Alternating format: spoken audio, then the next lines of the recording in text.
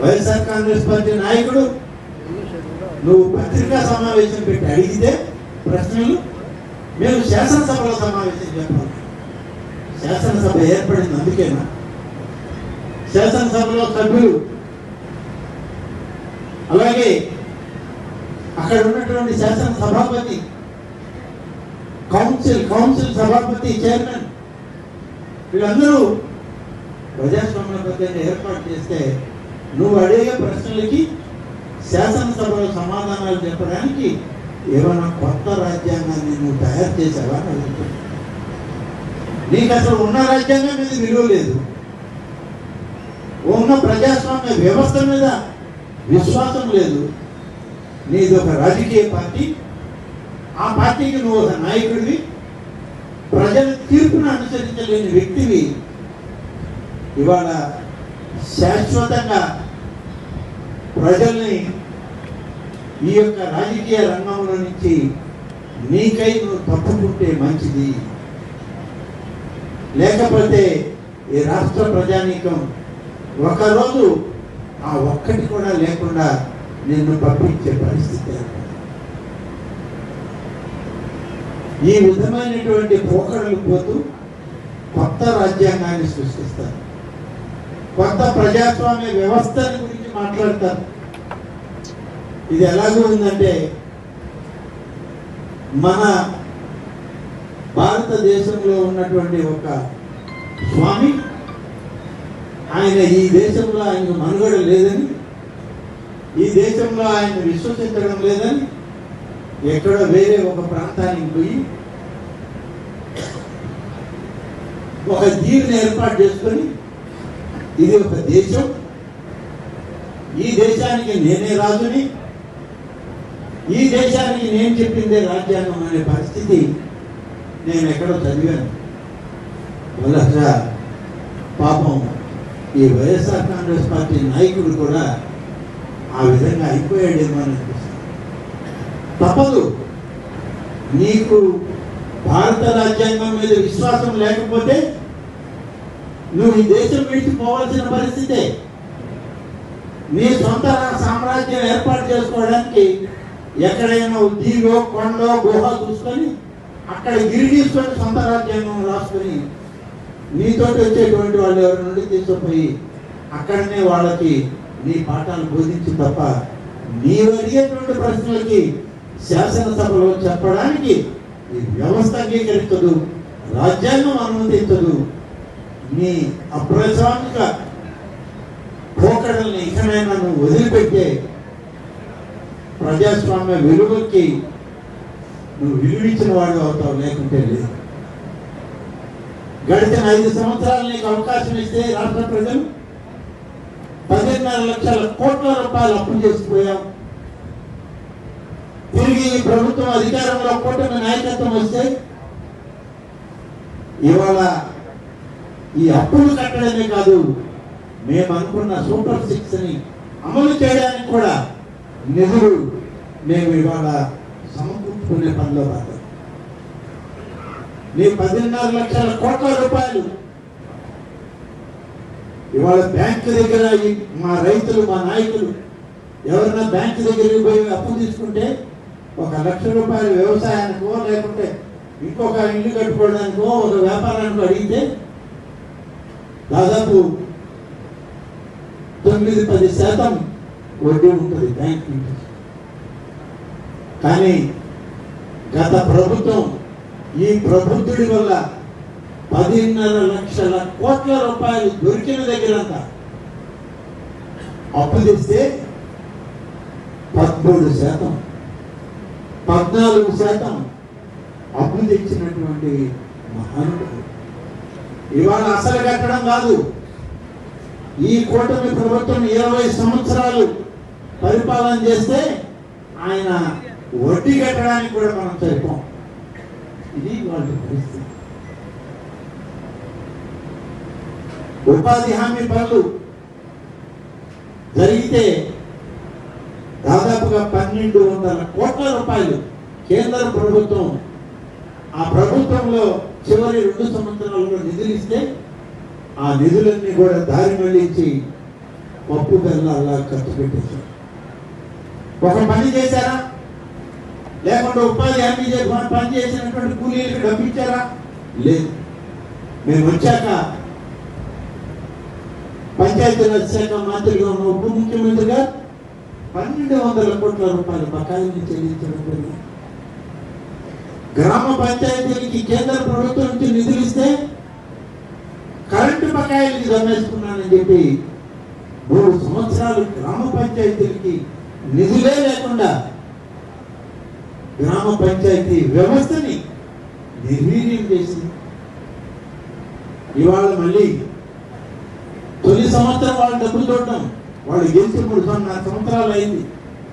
తొలి సంవత్సరం మొన్న 15వ ఆర్థిక సంఘం నిధులు వస్తే ఏ గ్రామ పంచాయతీకి ఎంత వచ్చిందో లెక్క చూసి ఆ గ్రామ కమిటీకి పంచాయతీ అకౌంట్కి డబ్బు పంపించండి అని చెప్పి నిర్ణయం తీసుకున్నటువంటి నాయకత్వం ఇవాళ చంద్రబాబు నాయుడు గారు, పవన్ కళ్యాణ్ గారి నాయకత్వంలో జరిగిందని మీకు మనం చేస్తాం. అడగండి మన గ్రామ పంచాయతీ సర్పంచులు ఇంచుమించుగా అందరూ వైఎస్ఆర్ కాంగ్రెస్ పార్టీలో దించారు పోయిస్తారు. 3 సంవత్సరాలు చెక్ తెచ్చుకునే దానికి కూడా డబ్బులు లేవు. వీళ్ళు బలుగు లేడానికి డబ్బు లేదు సర్పంచ్కి. మేము ఎందుకయ్యా ఇక్కడ ఉండేదన్నా, ఎందుకున్నారో మీ నాయకులను అడగండి అంటే వాళ్ళ దగ్గర సమాధానం లేదు. ఇవాళ మొదటిసారి వాళ్ళ పంచాయతీలకు డబ్బు ఇచ్చినటువంటి ప్రభుత్వం ఇవాళ మన ప్రభుత్వం. అంతేకాదు, గతంలో చంద్రబాబు నాయుడు గారి హయాంలో మీ అందరికీ తెలుసు ఎంత ఉండింది పెన్షన్. 200 రూపాయల పెన్షన్ 2000కి ఒకేసారి పెంచి ఇచ్చినటువంటిది చంద్రబాబు గారు అధికారంలో ఉన్నప్పుడే. 2000 ఇవాళ 4000 చేసి ఇచ్చినటువంటి సూపర్ 6 హామీల్లో హామీని నెరవేరుస్తూ 68.5 లక్షల కుటుంబాలకి ఈరోజు పెన్షన్ ఇవ్వడం జరుగుతుంది. ప్రతి నెల 1వ తారీఖు వచ్చేటప్పటికి ఇంటికి తీసుకెళ్లి 4,000 రూపాయలు. ఒక 4,000 కాదు, 4,000 ఒక రకం, 6,000 ఒక రకం, 10,000 ఒక రకం, 15,000 ఒక రకం. 4 పెన్షన్లు 1వ తారీఖు అంతా వాళ్ళ దగ్గరికి చేరుతా ఉన్నాయి. నేను ఇటీవల చూశాను, 1వ తారీఖు సెలవు వచ్చిందంటే 31 పోయి ఇచ్చేయమని చెప్పినటువంటి ముఖ్యమంత్రి. ఎక్కడా కూడా పేద వర్గాలకి నష్టం జరగకూడదు. ఆ పేదవాళ్ళని ఆదుకునే ప్రభుత్వం. మనం మాట ఇచ్చాం, మన బాధలు ఎన్నైనా పడదాం, వాళ్ళని కాపాడుతామన్నటువంటి ముఖ్యమంత్రి. అలా సూపర్ 6 కార్యక్రమాలు చేస్తూ మహిళలకి గ్యాస్ సిలిండర్లు గతంలోనే నిన్న కూడా చెప్పారు ఆయన మార్కాపురంలో అంతర్జాతీయ మహిళా దినోత్సవం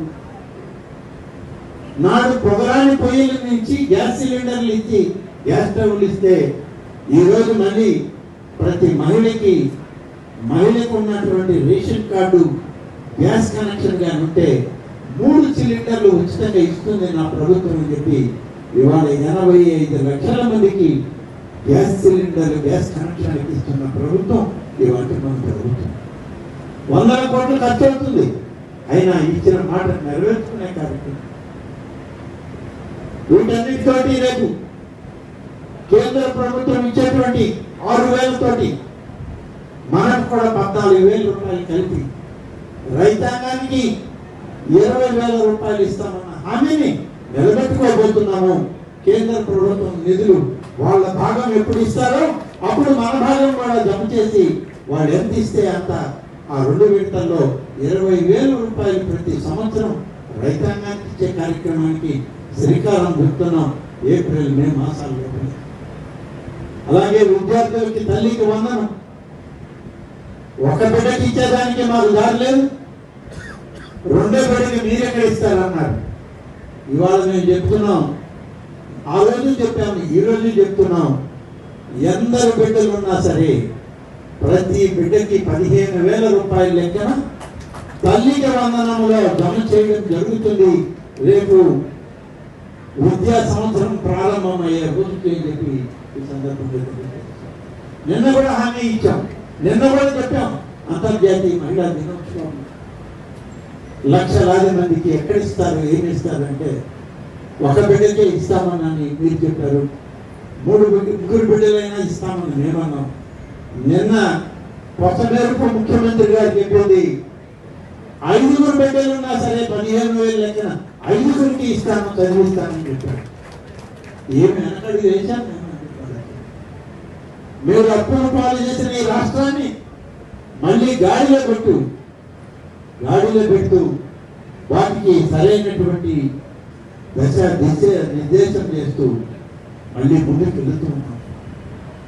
పోలవరం ప్రాజెక్టు ఈ రాష్ట్రంలో ప్రజానికానికి రైతాంగానికి జీవనాడి. అటువంటి ప్రాజెక్ట్ని 5 సంవత్సరాల్లో మీరు అసలు మొదలు పెట్టకుండా ఆపేసి వరదలకి కట్టలు వేసిన మట్టి కట్టలను గత ప్రభుత్వంలో చంద్రబాబు హయాం వేసిన మట్టి కట్టలు కూడా కొట్టుకుపోయే పరిస్థితి వచ్చింది. ఇవాళ మళ్ళీ పని మొదలు పెట్టారు. కేంద్ర ప్రభుత్వం సహాయం చేస్తామని ముందుకు వచ్చింది.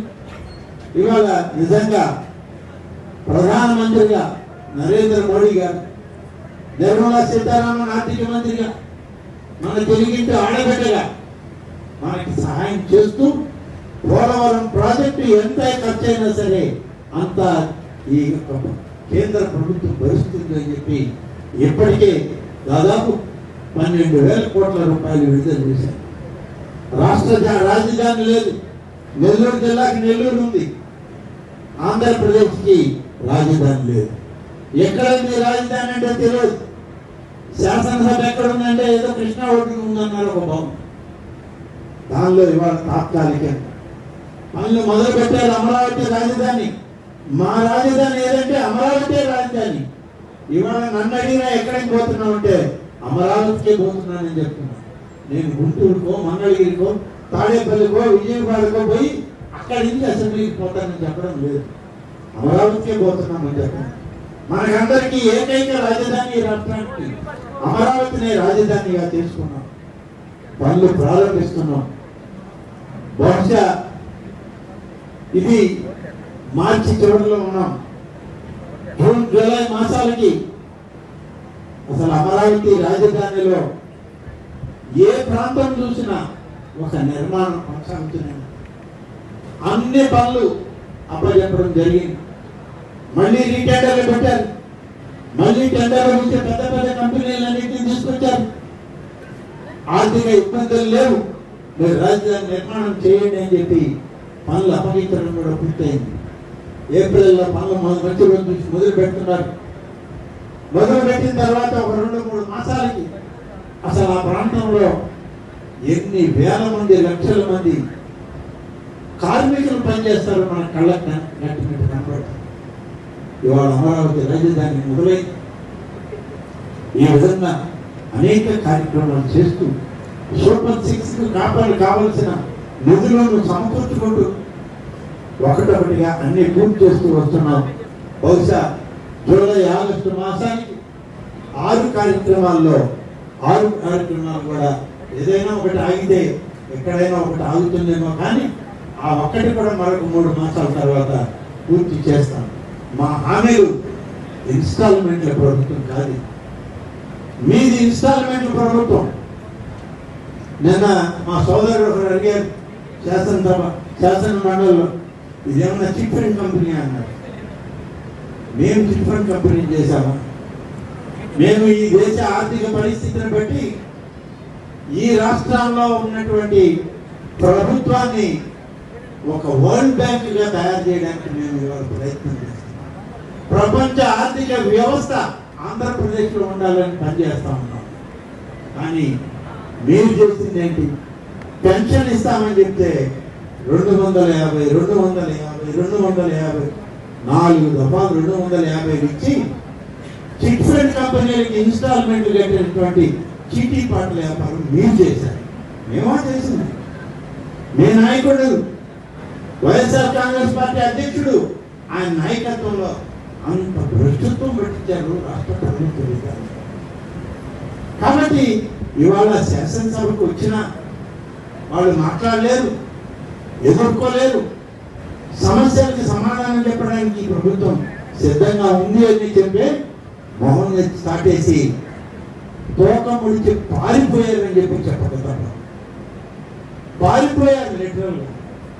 పారిపోయి ఆయన ఇంట్లో కూర్చొని ప్రశ్నలు అడగతాంట. మేము అసెంబ్లీలో సమాధానం చెప్పాం. అసెంబ్లీలో ఉండి ఇటువంటి అరాచకవాదులు వేసే ప్రశ్నలకి సమాధానం చెప్పడానికి శాసనసభ ప్రజాహితం కోరి ప్రజాస్వామ్య పద్ధతుల్లో ఈ రాష్ట్ర ప్రజానీకేశాన్ని సమాజాన్ని మేలుపరచడానికి, అభివృద్ధి పరచడానికి, రేపటి తరం భవిష్యత్తుకు మార్గాన్ని అన్వేషించడానికి, మహిళలకి అంతర్జాతీయ మహిళా సంవత్సరంలో వాళ్ళకి మెరుగైనటువంటి ఫలితాలను అందించేటువంటి కార్యక్రమాలు ఇవ్వడానికి శాసనాలను చేస్తూ ఆర్థిక వ్యవస్థని పటిష్టం చేసుకునేటువంటి సభ, అంతటి గౌరవ సభ శాసనసభ. కానీ మీకు ఆ సభ మీద మర్యాద లేదు, ఆ సభ పట్ల గౌరవం లేదు. అందుకని నేను ఇంట్లో నుంచి అడుగుతాను, సభల నుంచి చెప్పంటే ఏమి నీ దగ్గర ఎవరన్నా నీ కార్యకర్తలు లేకుంటే నీ దగ్గర పనిచేసేవాళ్ళు ఉన్నారనుకున్నావు అక్కడ, నీకు నేను ఎక్కడంటే అక్కడ సమాధానం చెప్పాను. మేము ప్రజా బలంతో వచ్చిన వాళ్ళం, విలువలు తెలిసిన వాళ్ళం, సమాజం హితం కోరేవాళ్ళం. కాబట్టి ప్రజల యొక్క మనుగడ, ప్రజల యొక్క మనోభావాలు తెలిసి నేను పనిచేయడం జరుగుతుంది. కాబట్టి దయచేసి ఈ మీడియా సమావేశంలో ఎవరికి కూడా ఇవాళ కూటమి ప్రభుత్వాన్ని, చంద్రబాబు నాయకత్వాన్ని ప్రశ్నించేటువంటి తాహత లేదు, మీకు అవకాశం లేదు. కాబట్టి రాజ్యాంగాన్ని అపహాస్యం చేయొద్దు. మీకు ఇష్టం లేకుంటే ఈ రోజైనా కోరుతున్నాం, మాకు అవసరం లేదు. కానీ మీ ఎమ్మెల్యేలే మేము ఎందుకు గెలిచామో, మేము ఎందుకు ఎమ్మెల్యేలని బోర్డు పెట్టుకున్నామో, ఎందుకు మేము ఎమ్మెల్యేలుగా మీ దగ్గరికి రాలేకపోతున్నామో, మేము కడుపు తీర్చుకుంటే కాళ్ళ మీద పడద్దని చెప్పి అందరూ వాపోతున్నారు తండ్రి. కాబట్టి మీ ఎమ్మెల్యేల గోడు వినైనా వాళ్ళని శాసనసభ వాళ్ళని పంపించు. నీకెట్టా శాసనసభ అంటే గౌరవం లేదు, వాళ్ళకి కూడా ఇయ్యద్దు. ఎందుకు ఏం చేసుకుంటారు? 3 ఎకరాలు పెట్టుకుని కాళ్ళకి మాత్రం నీ స్టిక్కర్లకి ఎమ్మెల్యే కుదరుండాలా? టోల్గేట్లో మిమ్మల్ని అడగకుండా అధికారం ఉండాలా? ఇక్కడికి మాత్రం ప్రజల సమస్యలు పట్టించుకోరా? ప్రజల యొక్క అవసరాలు ఏంటో తెలుసుకోరా? శాసనసభలో చెప్పరా? మీరు ఈ విధానాల్లో ఉండేదానికన్నా ఆ రాజకీయ వ్యవస్థ నుంచి తప్పుకోండి. మళ్ళీ 5 సంవత్సరాలు ఎలక్షన్ ఒకసారి చూద్దాం. ప్రజలప్పుడు మళ్ళీ ఎవరికి పట్టం కడతారో ఆలోచన. ఇంకా 4 సంవత్సరాలు ఉంది మాకు అవకాశం. మేము ప్రజా హితంలోనే పనిచేస్తాం తప్ప, ప్రజాస్వామ్య వ్యవస్థలో ఉంటాం తప్ప, అరాచక శక్తులకు మాత్రం ఈ రాష్ట్రంలో అవకాశం ఇవ్వం. అరాచకవాదుల్ని రానివ్వం. ప్రజల మనుగడే లక్ష్యంగా నేను పనిచేస్తాను.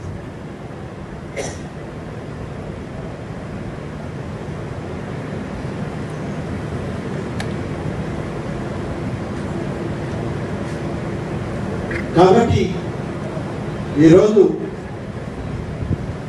మీడియా ద్వారా ఇవాళ వైఎస్ఆర్ పక్షాన్ని ప్రతిపక్షం అనలేము. మేము వాళ్ళకి ప్రతిపక్ష హోదా కూడా ప్రజలు ఇవ్వాలి. ప్రజలు ఇవ్వకపోతే ప్రజలు తప్పు చేశారు, మీరు ఇంటి నాకండి. ప్రజలే వద్దయ్యా అంటే మేమెందుకు ఇవ్వాలి? మళ్ళీ మేమెందుకు ఇవ్వాలి? మేము ఇవ్వం కదా. కాబట్టి ప్రజలు ఇవ్వలేదు మీకు. ఇటీవల మండలి ఎన్నికలు జరిగాయి. నీకు అభ్యర్థులను పెట్టుకోవడానికి దారి లేదు.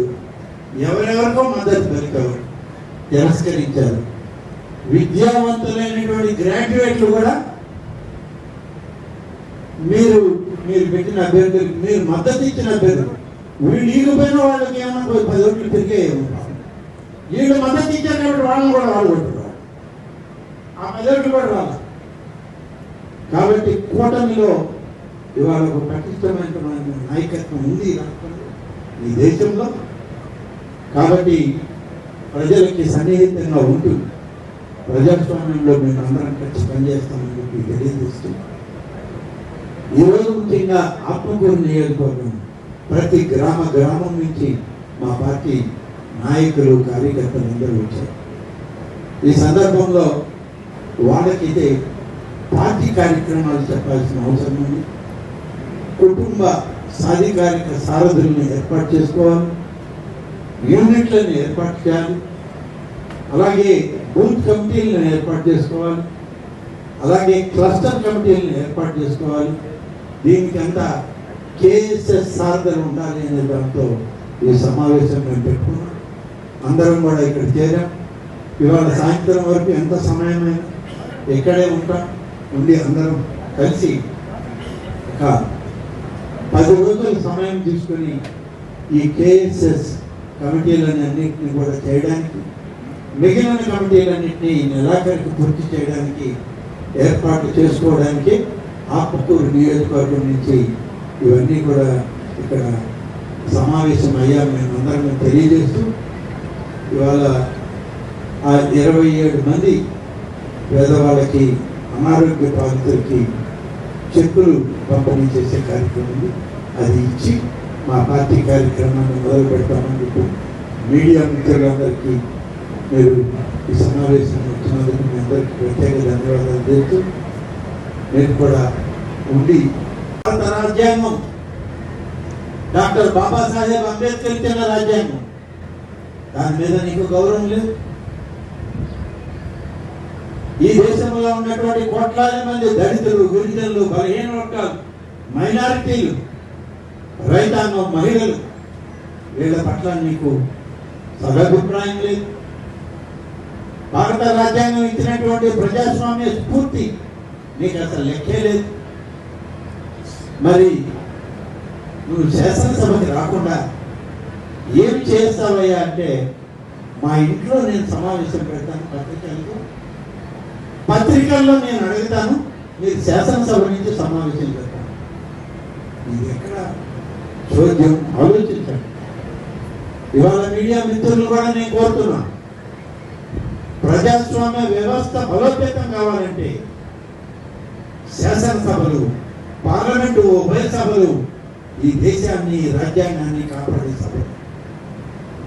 వాటికే విలువ లేని పరిస్థితులు చేస్తూ ఉంటే వీళ్ళు ప్రజాస్వామ్యవాదులు అవుతారా? ఈ వైఎస్ఆర్ కాంగ్రెస్ పార్టీకి ఒక రాజకీయ పార్టీగా ఈ రాష్ట్రంలో ఉండడానికి కనీస అర్హత ఉందా? ప్రజల తీర్పునే అగౌరవపరిచే విధంగా, ప్రజలు ఇచ్చినటువంటి నిర్ణయాన్ని అవహేళన చేసే విధంగా వీళ్ళు ప్రవర్తిస్తూ ఉంటే ఇక రాజకీయ పార్టీలుగా మేము ఏ విధంగా స్పందించాలో మీరు ఆలోచించండి. మేమన్నా ఏదన్నా మాట్లాడితే బరుదు చల్లే కార్యక్రమం, లేకపోతే మమ్మల్ని తూర్పాలు పెట్టే కార్యక్రమం, మమ్మల్నే కాదు మాకు వేసిన ఓట్లు వేసిన ప్రజలు కూడా వాళ్ళు కూడా తప్పు చేశారని మాట్లాడేటువంటి పరిస్థితి. ఏంటి విధానం? ఇది సంస్కారవంతమైన రాజకీయం కాదని మాత్రం నేను ఈ సందర్భంగా విజ్ఞప్తి చేస్తా ఉన్నాను. ప్రధానంగా మీడియా సమావేశం ఆత్మకూరు నియోజకవర్గ కార్యకర్తల దగ్గర నుంచి నాయకుల వరకు, కుటుంబ సాధికారిక సారథుల దగ్గర నుంచి యూనిట్ కమిటీలు, క్లస్టర్ కమిటీలు, బూత్ కమిటీలు, సభ్యులు అందరూ కలిసి ఈరోజు ఇక్కడ సమావేశం 6 మండలాల్లో ఒక మున్సిపాలిటీ, ఆత్మకూరు నియోజకవర్గంలోని మరిపాడు, అనంతసాగరం, ఆత్మకూరు రూరల్, ఆత్మకూరు పట్టణం, ఏఎస్పేట, సంగం, చేజర్ల, ఈ పరిధిలో ఉన్నటువంటి తెలుగుదేశం కార్యకర్తల దగ్గర నుంచి నాయకత్వం వరకు అందరూ ఇక్కడికి రావడం జరిగింది. మనందరం ఇక్కడ కలవడానికి ముఖ్య కారణం పార్టీని తిరిగి పటిష్టమైనటువంటి విధానంలో ఏర్పాటు చేయడానికి తెలుగుదేశం పార్టీ జాతీయ అధ్యక్షులు శ్రీ నారా చంద్రబాబు నాయుడు గారు, తెలుగుదేశం పార్టీ జాతీయ ప్రధాన కార్యదర్శి శ్రీ లోకేష్ గారు, తెలుగుదేశం పార్టీ అధ్యక్షులు శ్రీ పల్లా శ్రీనివాస్ గారు అందరూ కలిసి కొన్ని విధి విధానాలను ఏర్పాటు చేయడం జరిగింది. దాని ప్రకారం ఈరోజు మనం ఈ కార్యక్రమాలన్నీ మీ అందరితో కూడా పంచుకోవాలి. ఒకవైపు అసెంబ్లీ జరుగుతుంది, ఒకవైపు మనం ఇప్పుడిప్పుడే పార్టీ సభ్యత్వాన్ని అంతా పూర్తి చేసుకున్నాం, కొత్త కమిటీలకి శ్రీకారం చుట్టబోతూ ఉన్నాం. రాబోయేటువంటి రాష్ట్ర ప్రభుత్వం నుంచి వచ్చే ప్రతి కార్యక్రమంలో మనం భాగస్వాములు కావాల్సిన అవసరం ఉంది అనేటువంటి దానిలో మీ అందరితోటి అన్ని విషయాలను కూడా మరి చర్చించి వాళ్ళని సుదీర్ఘంగా మీతోటి విపులీకరించిన తర్వాత మనం కార్యక్రమాలని మొదలు పెట్టాలనేటువంటిది ఈరోజు మనం ఈ సమావేశం ఏర్పాటు చేస్తున్నాం. దానితో పాటు అనేక మందికి ఈ 9-10 మాసాల్లో ముఖ్యమంత్రి సహాయ నిధి నుంచి మనం నిధులు కేటాయింపు చేయించుకున్నాం. పేద వర్గాల్లో ఉన్నటువంటి ఆరోగ్య పరిస్థితులను బట్టి వాళ్ళు కొంత డబ్బు ఖర్చు చేసుకొని వెచ్చిస్తే ఏవైతే ఆరోగ్యశ్రీ పథకంలోకి రావో వాటికి ముఖ్యమంత్రి గారి సహాయ నిధి నుంచి నిధులు ఇప్పించే ఏర్పాటు చేశారు.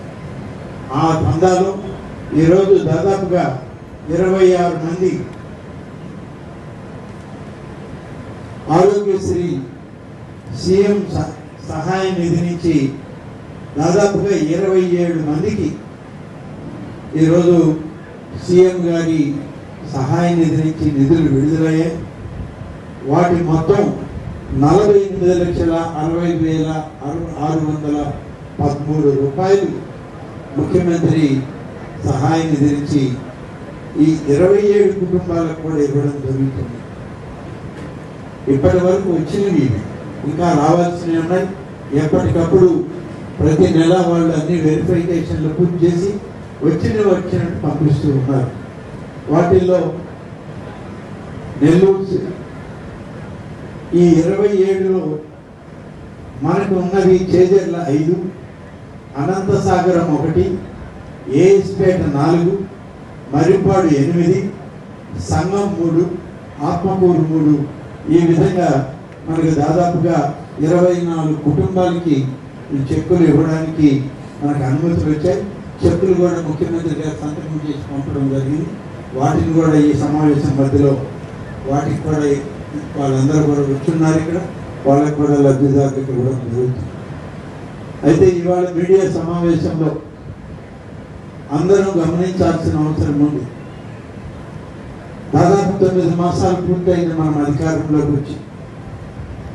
మనం అధికారంలోకి వచ్చిన తర్వాత అనేక వ్యవస్థల్ని మన ముఖ్యమంత్రి చంద్రబాబు నాయుడు గారి ఆలోచనతో కూటమి ప్రభుత్వం, ఉప ముఖ్యమంత్రి శ్రీ పవన్ కళ్యాణ్ గారు, ప్రధానమంత్రి నరేంద్ర మోడీ గారి ఆశీస్సులతో అనేక కార్యక్రమాలని రాష్ట్ర ప్రభుత్వం చేపడుతుంది. వాటన్నిటినీ ఇవాళ మనం ఒక్కసారి మననం చేసుకోవాల్సిన అవసరం ఉంది. ఎందుకంటే శాసనసభ జరుగుతూ ఉంది. బడ్జెట్ శాసనసభలు రేపటి భవిష్యత్ తరాలకి, రాష్ట్రానికి, సమాజానికి ఈ ప్రభుత్వం ఏం చేస్తుందో అనేటువంటి దశ దిశ నిర్దేశం చేసుకోవడానికి ఏర్పాటు చేసుకున్నటువంటి సమావేశం. దురదృష్టం, కూటమి పార్టీల శాసనసభ్యులు, మంత్రులు, శాసనమండలి సభ్యులు మాత్రం ఇందులో పాల్గొంటున్నారు. ప్రతిపక్షానికి సంబంధించిన వైఎస్ఆర్ కాంగ్రెస్ పార్టీ సభ్యుడు కానీ వాళ్ళ నాయకుడు కానీ ఇంతవరకు శాసనసభకు వచ్చిన దాఖలాలు ఏదో ముఖ్యపడిగా మొదటి రోజు వచ్చారు, కాగితాలు దించారు. ప్రభుత్వ అధినేత రాష్ట్ర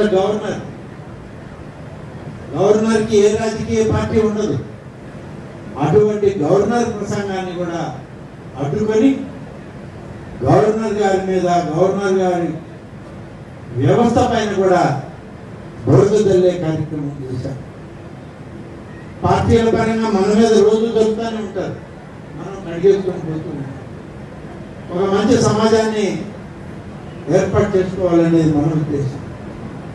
కానీ ఇవాళ ఉన్న వైసీపీ నాయకత్వాన్ని అవేవి పట్టదు. మరి 5 సంవత్సరాలు ముఖ్యమంత్రిగా పనిచేసిన వ్యక్తి గడిచిన 5 సంవత్సరాలు ప్రతిపక్ష నాయకుడిగా కూడా ఉన్నాడు. అటువంటి పెద్ద మనిషి మొన్న ఒక సమావేశం, పత్రికా సమావేశం పెట్టి ఆయన చెప్పింది ఏంటంటే, నేను మా పార్టీ శాసనసభకు రాదు, మేము ఉండేది 11 మందిని, ప్రజల తీర్పు అది మేము ఇచ్చింది కాదు, ఈ రాష్ట్ర ప్రజానికి ఇచ్చిన తీర్పు నువ్వు 11కే పరిమితం కాదు, 11కే పరిమితం అయ్యా, నీ పాత్ర నువ్వు పోషించాలి. నీకు ప్రజల మీద కోపం, ప్రజల ఆలోచన పట్ల కోపం,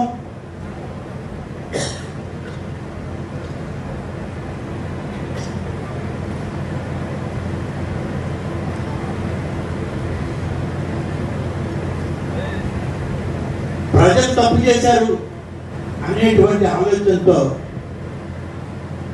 నేను శాసనసభకు పాల్గొన్నాను. కానీ ప్రజాస్వామ్య విలువలకి ఏముంది నీ దగ్గర?